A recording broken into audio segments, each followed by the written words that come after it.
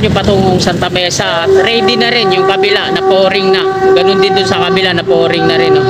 Coping beam. Ito yung building ng PLDT. At ito mga kasikap.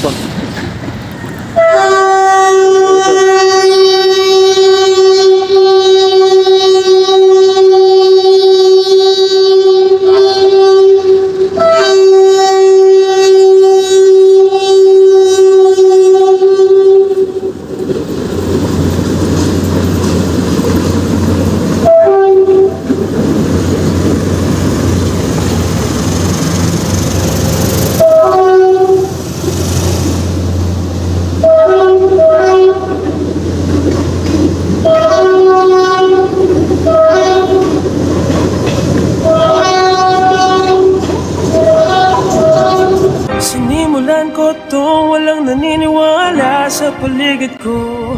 Ano? Maulang umaga po sa lahat ng mga kababayan natin mapa Luzon, Visayas at Mindanao. Nandito po tayo sa kahabaan ng Buenos Aires at patungo po tayo dito sa Ramon Magsaysay Boulevard upang maghatid sa inyo ng panibagong update ngayong umagang ito dito sa NLEX Connector. So, ngayon ay araw ng Lunes, ika-18 na po ng Disyembre, taong 2023, ika-7 na po at kalahati ng umaga. So wag na po natin patagal ito mga kasikap kasi lumalakas na yung ulan. So ito po yung bakanting espasyo dito, no, na ito yung magiging guide ng widening patungo dun sa may Altura Market. Ito yung Magsaysay entry at ayun naman yung Magsaysay exit sa ating kabila sa kanan. So dito pa lang mga kasikap mapapansin natin dun sa eastbound, kita naman siya dito ay halos kompleto na yung steel box girders na naka-install po doon. So i-zoom in lang natin, ano. So, kung i-zoom in natin, ayan, kompleto na yung SBG na naka-install po doon sa eastbound. Ito yung sa westbound, yung kompleto na rin pero lalagyan na rin ng platform yung ilalim. Ayan. Mamaya-maya konti magtutungo tayo doon at kukunan po natin ng malapitan. Dahil nandito po tayo sa may Buenos Aires. Ito po yun. So may nakapagsabi sa akin mga kasikap na dito daw sa Buenos Aires, itong highway na to, ito na daw yung magiging magiging bungad. So kung ang ibig sabihin niya, itong kabahayan na to halos i-wash out to pag ganyan yung mangyayari, ano? Kasi sila na daw yung magiging harap sa highway ito dito sa kaliwa natin. So ang laki pala, no? Laki pala ng pag nangyari ito, no, itong buong kabahayan dito tabi ng Ramon Magsaysay Boulevard westbound hanggang dun sa may Petron di-demolish. Pero ayokong pangunahan kasi sabi-sabi pa lang naman yan. Dito yung mga nakausap ko, no. At tabayanan na lang natin yung magiging widening mismo dito kung ano yung mangyayari.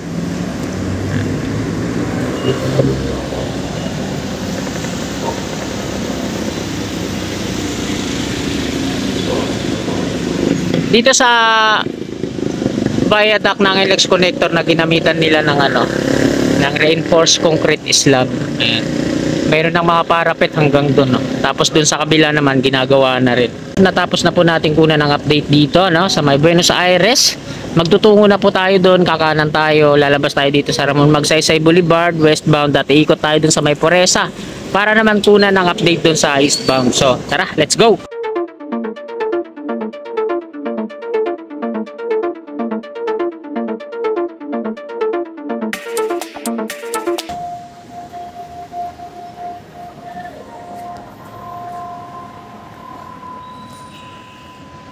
So ayan mga kasikap, nandito na po tayo sa footbridge. Ito po yung hilera ng eastbound.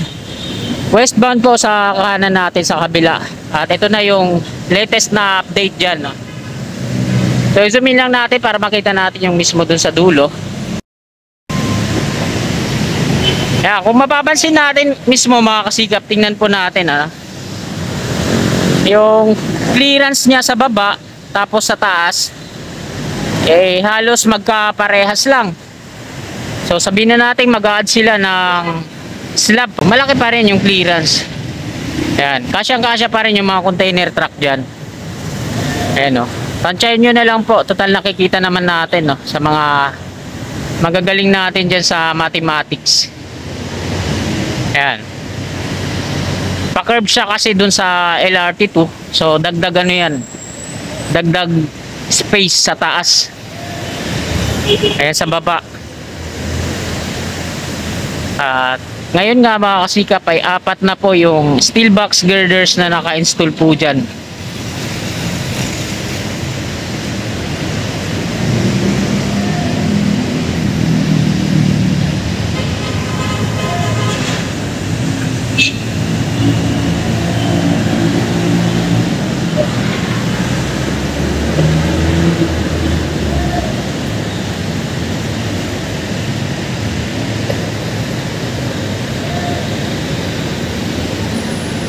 Bali lumagpas lang siya ng konti sa pile cap concrete foundation na nandiyan dyan sa ilalim, no.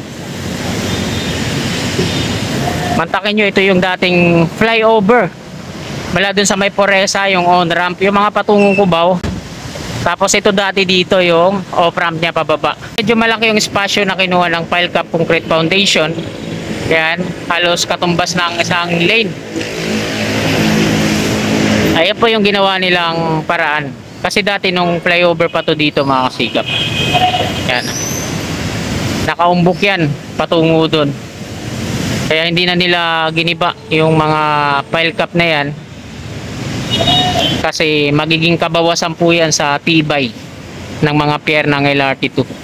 At pwede pang pagmulan ng disgrasya. So ayan mga kasikap, nakuna na po natin ang latest na update dito. Bababa na po ako at tutunguin naman natin doon sa westbound. Ikot tayo doon at mag-U-turn tayo. Dito din ang balik natin. So tara, let's go. Ito yung footbridge. Ayan, bagong pintura na rin. Ayan yung mga patungong Cubao. Dito naman sa kaliwa natin yung mga patungong Quiapo. Ayan, madaming kalat na naman dito.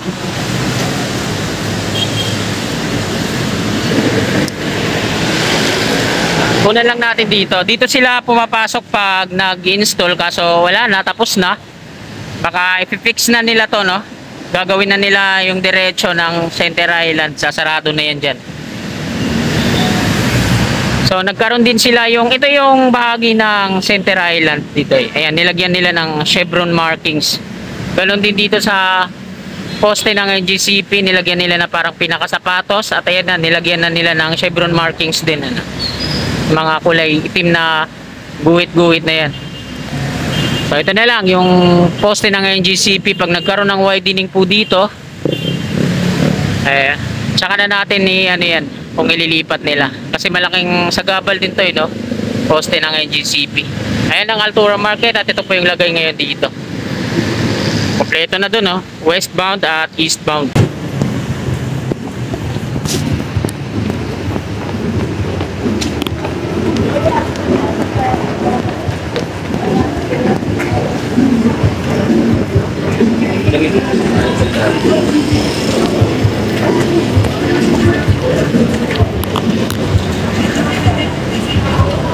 Mag-nursery pa tayo So galing tayo dun sa taas kanina.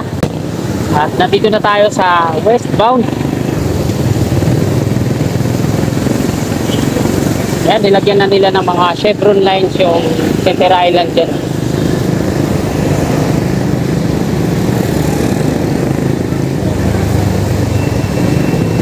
At ito na yung 4 na SBG dito sa hilera ng westbound. At ayan yung snap niya, no? Nilagyan na ng mga net gilid-gilid.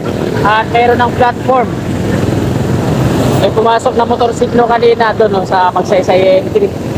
Buti na lang na nabisuhan, huwag dumiretso kasi expressway yan, yari siya, no. Ito yung mga pile cap concrete foundation dito sa ating gawing kaliwa. At yan pa yung mga ginamit nila kagabi na mga roller crane at mobile crane.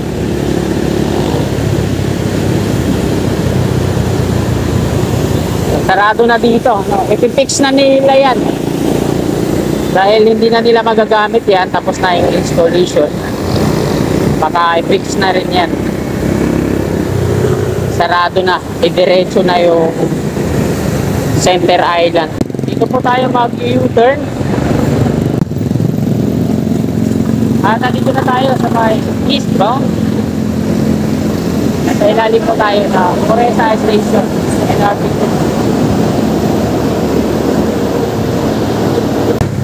At ito mga kasikap po, nililinis na, nag-clearing na sila dyan. So, tingnan natin yung mga wall dito no, sa Center Island. Nilagyan din nila ng mga chevron lines, chevron markings, mga dilaw na itim na guhit, tapos pintura nila ng dilaw. So, tama nga yung inakala ko dyan, na ganun yung gagawin nila. Lalagyan nila ng mga chevron markings. Naglilinis na rin sila sa part na to. Ito na lang yung ginagawa nila dito, yung pile cap concrete foundation na to. At yan na may mga ano pa rin, forma sa taas.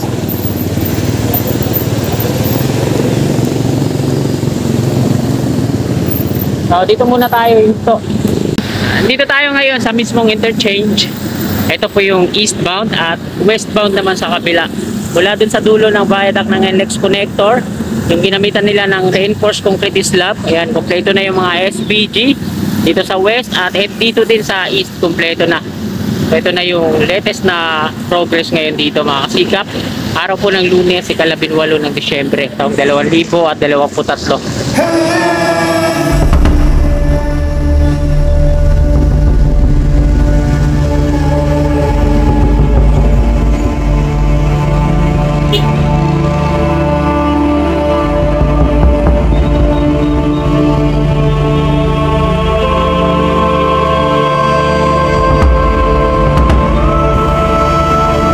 So yan mga kasikap, dako naman tayo dito sa ilalim para makunan natin ng medyo accurate at detalyado. So ayan yung pile cap concrete foundation dyan sa ilalim. Ang laki no? Ayan ngayon yung ginagawa nila. Ayan yung patungong Santa Mesa Station ng PNR. Lagyan nila ng mga ano dito, buhangin. Ito yung rail track ng PNR. So ito yung bagong install nila kagabi. Ito yung pinakahuling SBG.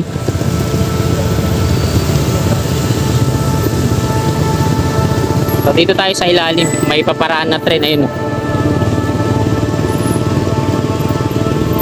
Dito dumadaan yung mga kababayan natin. Kasi may nakalagay dyan, harang.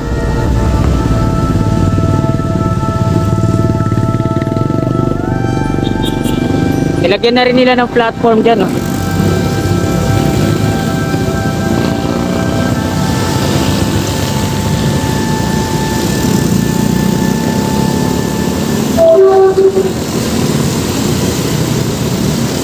Dito tayo konti kasi may paparating na tren.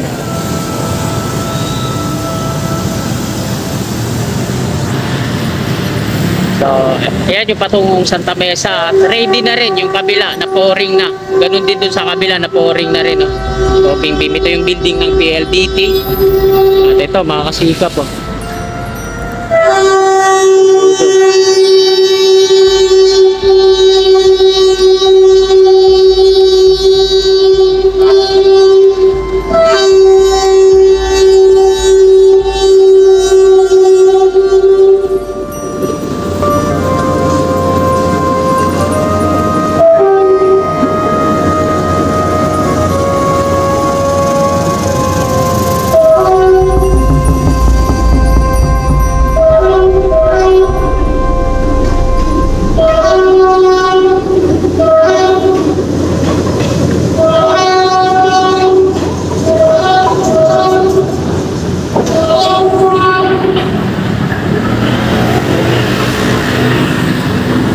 So yan mga kasikap, nakunan na po natin ang update dito.